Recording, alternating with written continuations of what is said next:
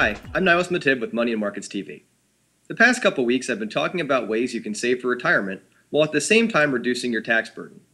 Today, I want to discuss another type of tax shelter specifically for kids, whether they're your children, grandchildren, or even nieces or nephews. It's called a Coverdell Education Savings Account, or an Education IRA, and I've been using one for my daughter Vela since she was born in 2007. Coverdell accounts function very much like Roth IRAs, but they're designed for young students. They allow you to sock away $2,000 a year, which may not seem like a lot, but does add up over time. And as long as the funds are used for schooling costs by age 30, any returns you earn on the money will be tax-free. Another cool feature of Coverdell accounts is that they can be used for expenses related to all types of schooling: high-priced pre-kindergarten class, private secondary education, and many associated costs such as computers or books. The benefit was set to expire last year, and the contribution limit was set to drop down to $500 a year. But as part of the recent tax deal between President Obama and congressional Republicans, both of these features have been extended through 2012. Education IRAs also have other similarities to Roth IRAs, specifically income restrictions. You can't fund a Coverdell account if you have a modified adjusted gross income above $110,000 filing singly, or $190,000 if you're married and filing jointly.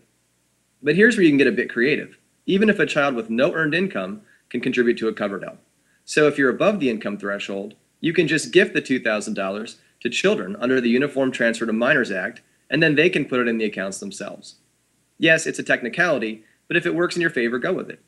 And again, remember that you can establish a Coverdell for any child in your life, not just a direct relative, but even a friend's child or grandchild. Corporations and trusts are also free to establish ESAs. However, the Coverdell's beneficiary can only have $2,000 contributed to his or her account in any given year. So you should always ask whether an account already exists and how much has been deposited before you establish one on your own. Contributions must also be made before the beneficiary turns 18. In addition, as I mentioned earlier, a Coverdell beneficiary has to use the funds before they turn 30, or else taxes and penalties will likely be owed. But the account can always be switched to another beneficiary before then, even if the new recipient is between the ages of 18 and 30.